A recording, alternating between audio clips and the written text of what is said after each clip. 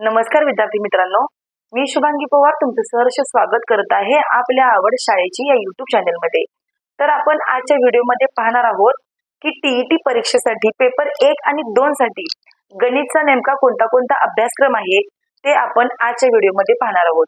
जर तुम्ही फक्त या टॉपिकचा अभ्यास केलात तर तुम्हाला दुसरं वेगळं काही करायची गरज नाही। आता इथं फळ्यावर मी काही टॉपिक लिहिलेले आहेत, याच्या व्यतिरिक्त आणखीन काही टॉपिक आहेत ते सुद्धा आपण नंतर घेणार आहोत। तर बघा, जर चॅनलवर अजून नवीन असाल तर चॅनलला सबस्क्राइब करायला विसरू नका। व्हिडिओ अजिबात स्किप न करता शेवटपर्यंत नक्की बघा। तर बघा, सर्व भावी शिक्षकांसाठी हा व्हिडिओ खूप महत्त्वाचा आहे। जर तुम्ही गणितचे हे टॉपिक केले तर तुम्हाला गणित मध्ये 30 पैकी 30 मार्क्स नक्की मिळून जातील।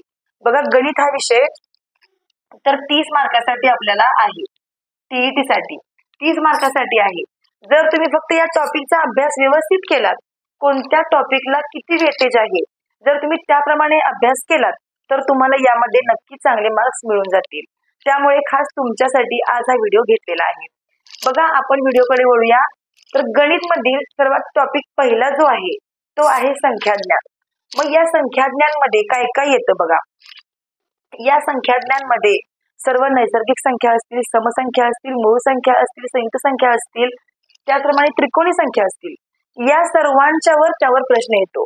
आणि आतापर्यंतच्या 2013 पासून जी टीईटी झाली त्या सर्व प्रश्नपत्रिकांचं अनालिसिस करून हे सर्व टॉपिक काढलेले आहेत। आणि 2013 पासून आतापर्यंत या संख्याज्ञानावर 13 वेळा प्रश्न आलाय। त्यामुळे हा टॉपिक खूप महत्त्वाचा आहे। त्यामुळे तुम्हाला यासाठी याला जास्त वेटेज द्यावं लागेल। हा टॉपिक जास्त महत्त्वाचा आहे, संख्याज्ञान। त्यानंतर बघा, दुसरा जो आहे तो म्हणजे अंकगणिती श्रेणी। यावर सुद्धा तुम्हाला काही प्रश्न आलेले होते आणि एकूण 8 वेळा प्रश्न आलेले होते। त्यामुळे तुम्हाला हा पण टॉपिक जास्त महत्त्वाचा आहे। त्यानंतर बघा, तिसरा जो आहे तो म्हणजे विभाज्यतेच्या कसोट्या। यावर काय आतापर्यंत फक्त 2दा प्रश्न आलेला आहे, जास्त काय आलेला नाही। तर बघा, ज्याला जास्त वेटेज आहे म्हणजे जो प्रश्न जास्त वेळा आलाय, तुम्ही ते टॉपिक अगोदर परफेक्ट करून ठेवा। आणि जे टॉपिक कमी मार्कासाठी आहेत, अगदी 2-2, 3-3 मार्कासाठी आहेत, ते तुम्ही शेवटी ठेवा। म्हणजे जरी तुम्ही ते असं ओघवतेपणे जरी वाचलं तरी तुमचा त्याचा अभ्यास होऊन जाईल। पण हे जे आहे संख्याज्ञान आणि बाकीचे पण टॉपिक आहेत ते जास्त मार्काला आहेत, त्यामुळे तुम्ही त्याचा जास्त अभ्यास करून ठेवा। नंतर आहे लसावी मसावी। आणि लसावी मसावीवर आतापर्यंत 5 वेळा प्रश्न आलेला आहे, त्यामुळे तुम्हाला हा पण टॉपिक करावा लागेल। त्यानंतर आहे व्यवहारी अपूर्णांक। व्यवहारी अपूर्णांकावर आतापर्यंत 6 वेळा प्रश्न आलाय, त्यामुळे हा पण टॉपिक तुम्हाला करणं खूप गरजेचं आहे। बघा, कोणताही फापट पसारा वाचण्यापेक्षा जे टॉपिक महत्त्वाचे आहेत तुम्ही जर त्या टॉपिकचाच परफेक्ट अभ्यास केलात, म्हणजे हार्ड वर्क करण्यापेक्षा जर तुम्ही स्मार्ट वर्क केलं तर तुम्हाला या पेपरला नक्की जास्त मार्क मिळून जातील। बघा, त्यानंतर आहे दशांश अपूर्णांक। यावर आतापर्यंत फक्त 2दा प्रश्न आलाय, तरी पण तुम्ही याचा अभ्यास करून ठेवा। त्यानंतर बघा, पदावली। पदावली काय एकदम सोपी आहे। तर पदावलीवर आतापर्यंत 2दा प्रश्न आलाय, जास्त आलेला नाही, फक्त 2दा प्रश्न आलाय, तरी पण हा टॉपिक करून ठेवा। त्यानंतर आहे घड्याळ। यावर सुद्धा आतापर्यंत 3दा प्रश्न आलाय। त्यानंतर आहे कॅलेंडर। यावर सुद्धा आतापर्यंत 3दा प्रश्न आलाय, म्हणजे जास्त काही यावर प्रश्न आलेले नाहीयेत, कमी आलेत। पण तरीही आपला हा सुद्धा मार्क सोपा जाऊ नये, त्यामुळे हे सगळे टॉपिक तुम्ही करून ठेवा। त्यानंतर आहे घातांक।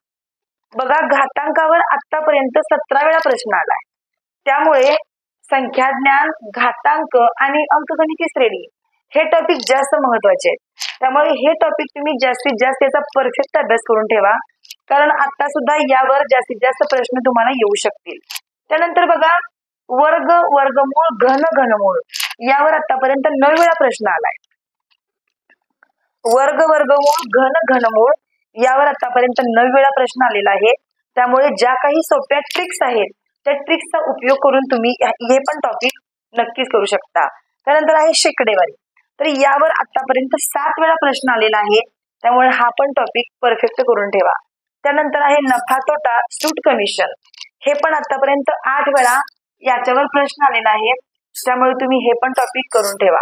त्यानंतर आहे सरळ व्याज, चक्रवाढ व्याज।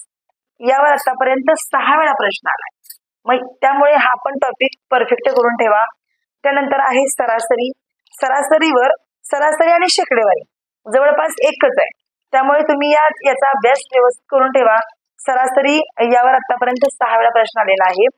त्यानंतर आहे काळ, काम आणि वेग आणि सांख्यिकी. यावर काय आतापर्यंत फक्त 2-2दा प्रश्न आलाय, त्यामुळे तुम्हाला याला काही जास्त वेटेज द्यायची गरज नाही, पण तरी पण ते पण टॉपिक तुम्ही करून ठेवा.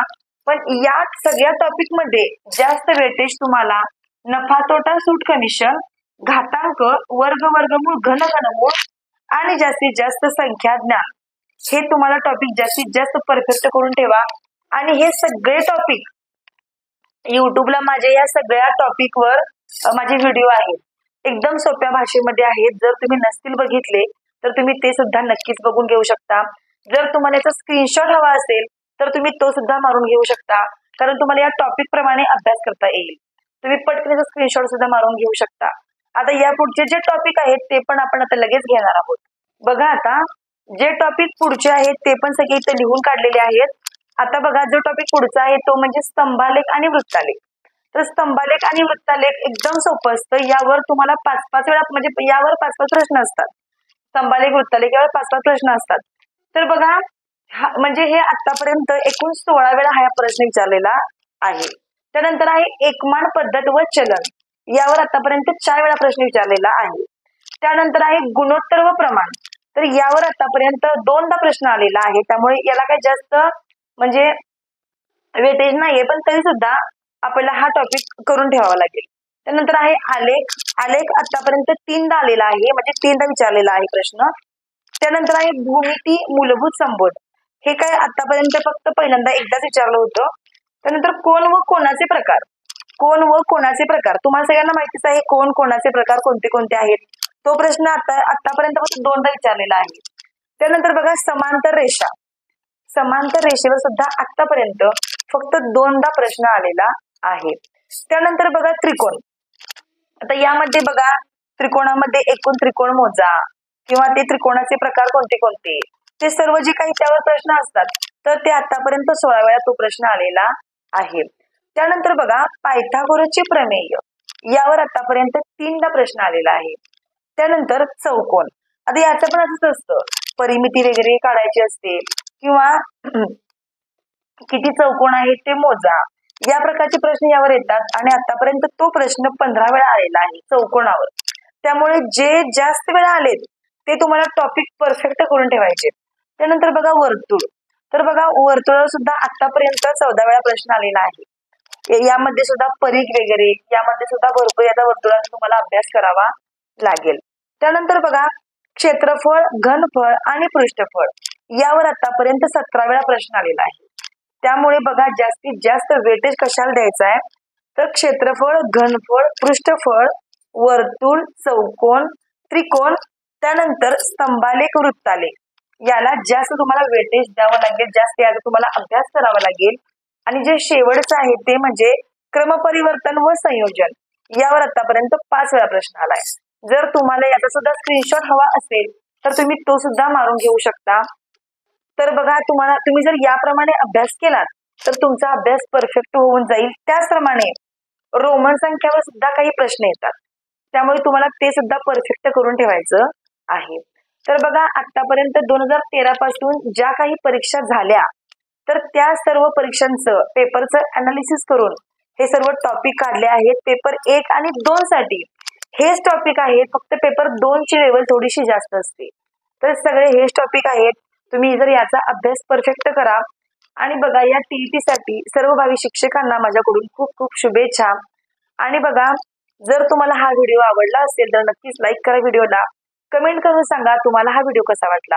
चला तर मग, जर तुम्हाला व्हिडिओ आवडला असेल तर नक्कीच लाईक करा, कमेंट करा. चला तर मग आपण असंच भेटू आणखीन एका नवीन व्हिडिओ सोबत. तोपर्यंत धन्यवाद.